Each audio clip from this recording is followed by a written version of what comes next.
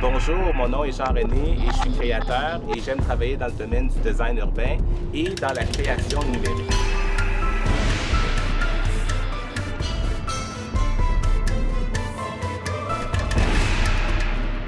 Sue Mills, photographe.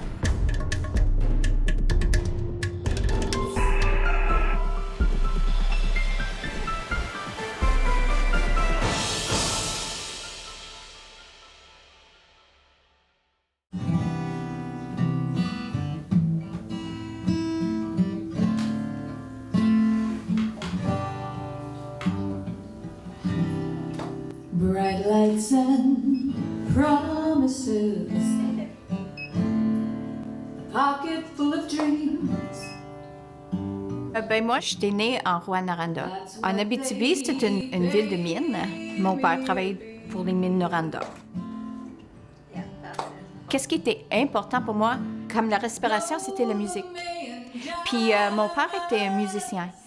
Lui puis moi, on avait partagé cet amour de la musique. Honey, can you sing it just for me? L'autre chose qui était importante pour moi, puis c'était plus comme côté un peu plus artistique, c'était écrire. Dans le temps, j'ai écrit des poèmes, puis des chansons, des choses comme ça. J'ai toujours adoré la photo. Puis même à Montréal, j'avais une bonne appareil, puis j'ai regardé le monde au travers de ça. Mais au début, là, je savais pas qu'est-ce que j'étais en train de faire. C'était pas des belles affaires. Mais j'ai toujours adoré les portraits. Music in my ears, drummer, let the music play. Fait qu'on va filmer aujourd'hui au musée Diefenbunker. On va filmer dans le tunnel. Puis le tunnel a été conçu de façon à ce que si jamais il y a une explosion, que la force soit amortie des Russes. Je suis d'origine haïtienne et j'ai grandi à Elmer, dans la région de Gatineau. Puis je me suis lancé dans le domaine de la photographie quand j'étais aux études, en photographie traditionnelle noir et blanc avec les développements chimiques. Oui, c'est vraiment beau. Et quand je suis arrivé à l'Université d'Ottawa, j'étais en communication et là, je me suis vraiment lancé dans le domaine de la vidéo, de la production vidéo. C'est bon. Alors ça, c'est super intéressant comme look. De la photographie traditionnelle, j'ai commencé à développer la photographie numérique. J'aimais beaucoup l'image, la composition, le traitement, puis comment faire des choses avec pas grand-chose non plus. T'es arrivé dans un autre univers. Alors ça, je trouvais ça très intéressant. Fait que là, j'ai commencé à faire des projets. Au lieu de faire des photos comme ça juste pour le plaisir, c'est devenu des projets thématiques.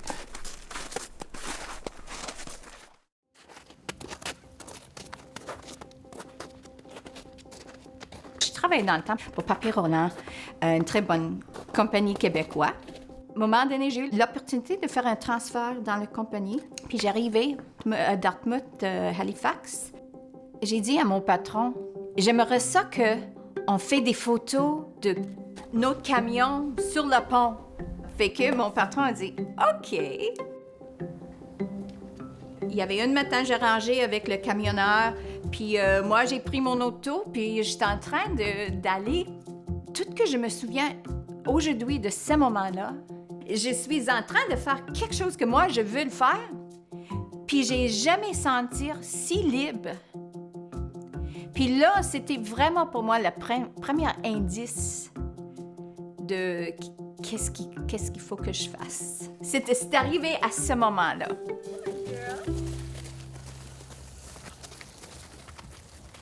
Une journée tellement froide en février, j'arrivais au travail, puis moi puis 7 autres personnes, on était slackés tout ensemble.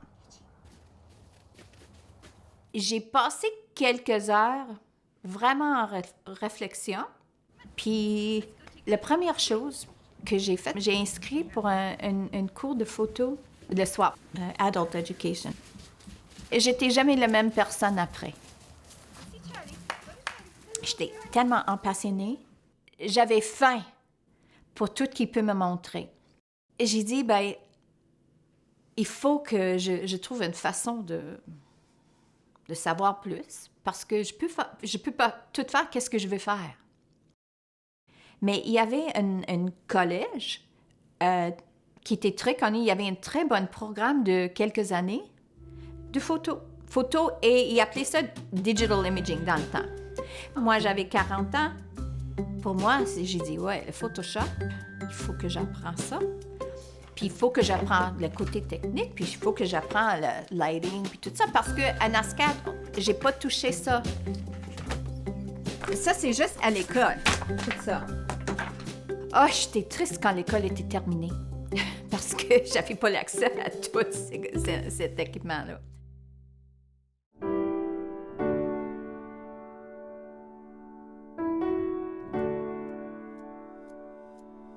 En plus, beaucoup de mes projets photographiques, il y a beaucoup de gens. Je travaille beaucoup avec le corps, autrement dit. Je m'intéresse à tout type de corps. C'est pas seulement les canons de beauté, quoi que ce soit. Il n'y a pas d'archétype dans mes projets dans ce sens-là. Alors, j'aime photographier différents types de corps, différents types de personnes. Alors, j'essaie de sortir quelque chose de beau de chaque personne ou de leur faire sortir leur habileté. Fait que ça, j'aime ça faire des créations que c'est sur eux. Ça me plaît beaucoup.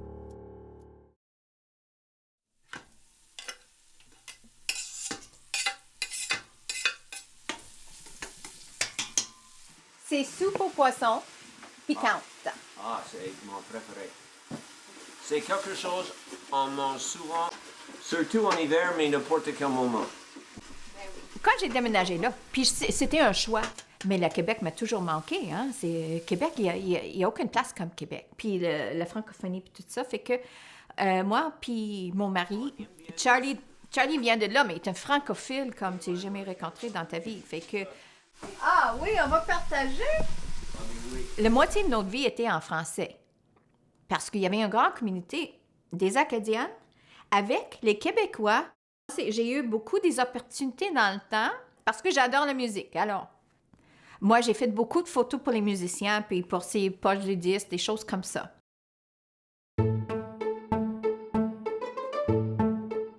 Ben, en ce moment, je dirais que je suis plutôt un directeur artistique dans le domaine du design urbain et avec un penchant multimédia. La mosaïque humaine, c'est un projet où il y a deux volets. Il y a le volet interactif avec les gens, en particulier où on invite les gens à participer à une création collective. Ça, c'est le volet interactif. Mais il y a le deuxième volet qui est le volet de transformation d'espace urbain, qui peut se bonifier ou être complètement indépendant de l'un et l'autre. La toute première, au début, c'était une série de petites images, de photographies, parce que chaque personne était photographiée et drapée dans des tissus de couleurs. On devenait une pixel de couleurs et c'était drapé par des designers de la région.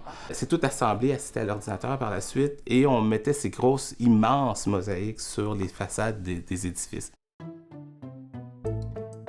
La mosaïque à la Maison de la Culture qui s'appelle Le Spectateur Ravi. Et c'était de photographier les gens, leurs émotions à la pause entre les spectacles.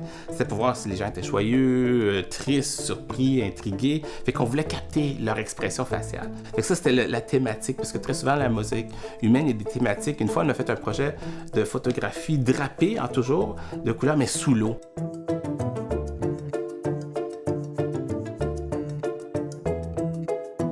La mosaïque H2O qui était sous l'eau, qui était très visuellement très beau, mais celle qui avait un rapprochement sentimentalement fort, c'était celui des enfants à l'hôpital des enfants en Alberta, à Calgary. C'était magnifique. Parce que c'est des enfants qui sont, certains d'entre eux sont malades, bien entendu. Et c'est très touchant parce que c'était un projet sur eux, pour eux. C'était vraiment une belle expérience. Vraiment, une vraiment belle expérience.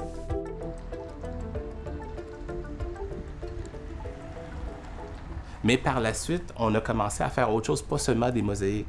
On a commencé à faire, comme par exemple, les vélos qui sont sur l'édifice du Oui, ici dans le centre-ville. Et ça représentait un peu le côté ressources durables et le côté écologique, puis de se servir des moyens de transport alternatifs. On voulait quelque chose qui marquait un peu l'attention, puis qui changeait un peu ton sens de perspective, parce que voir des vélos qui grimpent une façade, c'est assez particulier. Et il y a des gens qui ont entendu parler de ce qu'on a fait dans la région et on a fait des projets même à travers le pays. Fait que ça commençait à devenir un projet, la mosaïque humaine, de vraiment transformer des espaces urbains. Avant, c'était un projet pour le plaisir, mais c'est devenu quelque chose de plus grand par la suite.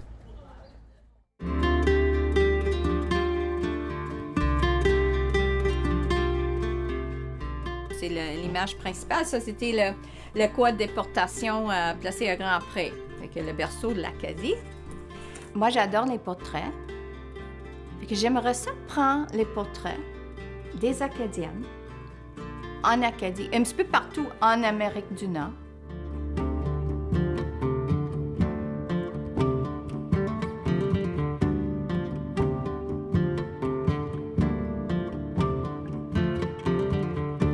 J'ai un bois de surprise ici, numéro 3. On ne sait pas c'est quoi. Je pense que c'était un petit peu de la Louisiane, parce que je vois Zachary Richard au début. Puis je vois le paysage qui va avec lui. Mon intention, c'était juste des portraits d'une personne humaine, pas avec le folklore qui était souvent associé. Si on recherche dans la boîte, ah oui, Sally Hébert. Comme Louisiana. Là-bas, j'ai passé comme 10 jours là, photographier. C'était un moment de ma vie qui était extraordinaire. Ça me touche toujours. Puis les gens que j'ai rencontrés là, this was a beautiful woman. Ouf. J'ai eu l'idée de poser chacun une question qui c'était « Où est Acadie pour toi? » Hey Marcel, qu'est-ce qu'il dit? Je me vois dans les yeux de mon fils. J'attends mon accent dans la voix de mon père. Entre la future et le passé, je m'endors dans les bras de la mer. Puis ça, c'est le tableau qui était avec Gilles, son paysage, parce qu'il vient de Chatican, original. Fait que ça, c'est le... Il vend fort dans l'île Cap-Breton. Puis aussi, j'ai dit, OK, je veux faire des paysages aussi. Puis j'ai dit, ça se peut être des paysages intérieurs ou extérieurs, mais quelque chose qui va avec cette personne. Et puis, elle avait dit, l'Acadie, c'est l'art de négocier.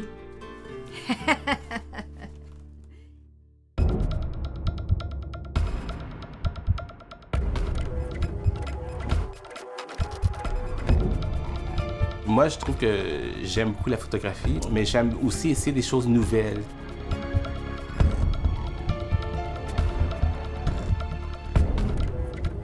Je me lance dans le domaine du jeu de société.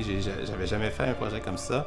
Mais étant donné qu'on a fait beaucoup de photographies, j'ai créé un univers avec des collègues et je voulais faire un jeu qui traite de la neuroscience, le coma, le facteur Glasgow.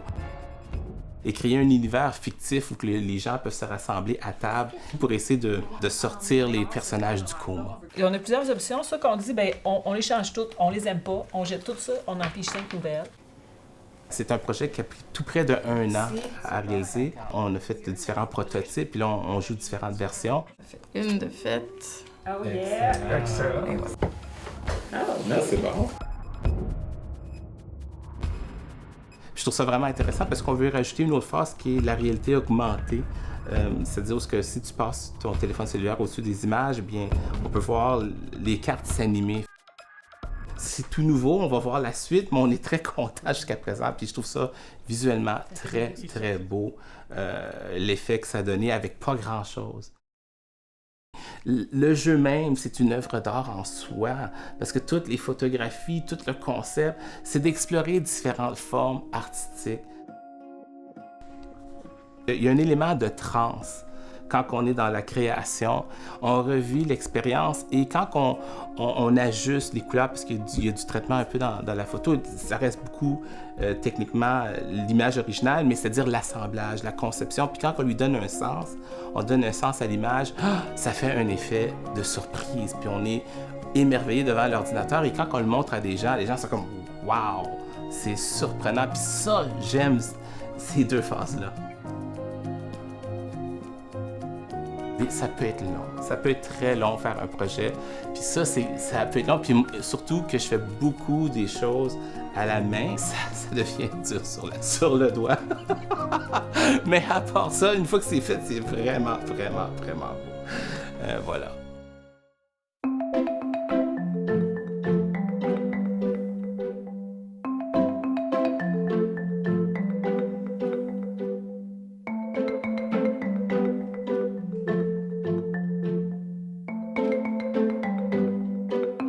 Quand j'ai fait l'Acadie d'ailleurs ici et quand j'ai fait Femmes immigrantes au Québec, surtout Femmes immigrantes au Québec, je connaissais personne.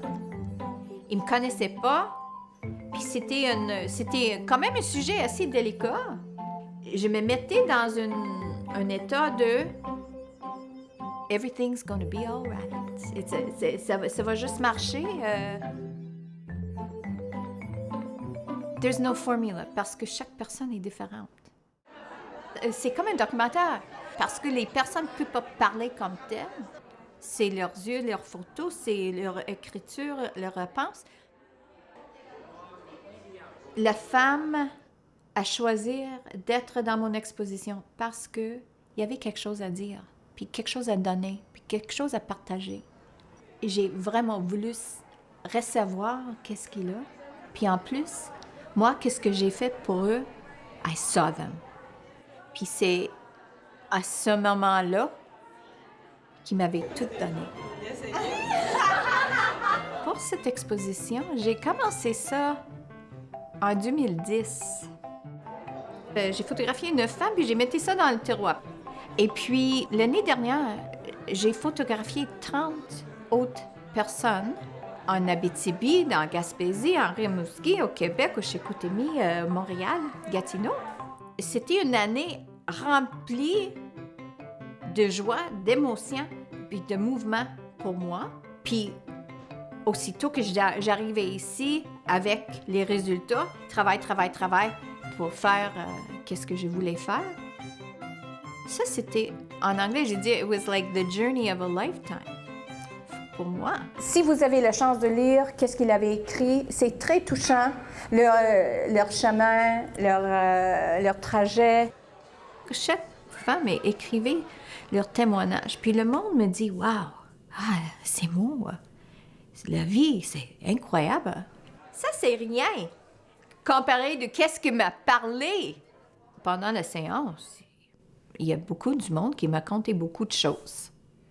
Puis j'ai senti très proche à ces dames-là. J'ai eu tellement de plaisir de passer tout ce temps avec chacune de ces magnifiques personnes. Et je me sens vraiment triste que c'est terminé maintenant. Pour moi, c'est comme, wow. En tout cas... Fait que le soirée de le vernissage, j'étais épuisée et j'étais déjà en deuil que c'était fini. Enchantée. Merci de vous. J'ai pris très belle expérience. Merci de vous. Oh, ben, merci à vous. Je suis contente. Merci. Comme photographe, je ne suis pas une journaliste, mais je suis... I'm like a teacher. J'ai quelque chose à partager. Puis c'est pas mon chose que je partage, c'est leur chose. Mais c'est parce que quelque part en moi, j'avais compris quelque chose. Moi, je veux célébrer les femmes immigrantes sont tellement courageuses, sont tellement... on sait pas qu'est-ce qu'ils avaient laissé en arrière d'eux pour être ici avec nous. Puis nous, au Québec, on est tellement riches à cause de ça. Vive la différence. Hein? Merci beaucoup.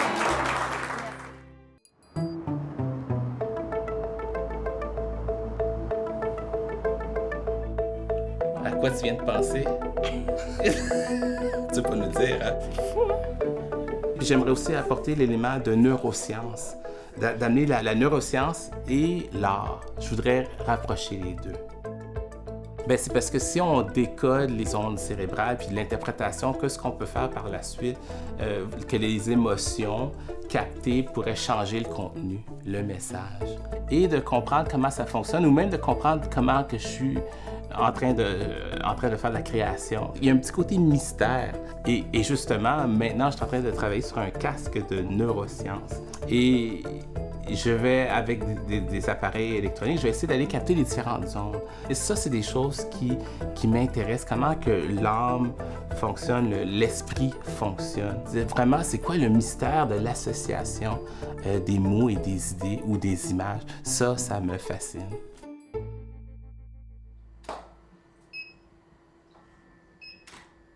Pourquoi? Peux-tu m'engager pour ça? Quand je photographe les personnes, il y a une connexion extraordinaire. C'est sûr, pas avec tout le monde, mais la plupart des gens, il y a quelque chose qui passe. Après, la séance est terminée. Le plaisir que j'ai quand je vais vers mon ordinateur, puis je vois toutes les possibilités que j'ai à faire avec toutes ces images. Il n'y a rien que tu peux me donner mieux que ça. Il n'y a rien. Quand j'ai vraiment... That's it for me. That's it. Avance encore. Recule encore. Je vois l'art comme étant quelque chose qu'on permet d'exprimer, mais je le fais pas juste pour moi, cet art-là. Je le fais pour les autres aussi. Je veux faire quelque chose qui va surprendre, émerveiller les gens, pas nécessairement choquer, parce que c'est pas trop ma tangente, mais qui va pas te laisser indifférent, autrement dit. Puis une expérience qu'on peut peut-être mémoriser, puis peut-être garder en soi, puis dire « Wow, ça c'était le fun ». Si vous avez quelque chose qui vous plaît, qui vous intéresse, si vous avez une passion, vous voulez découvrir quelque chose, faites-le, essayez-le, ça vaut la peine.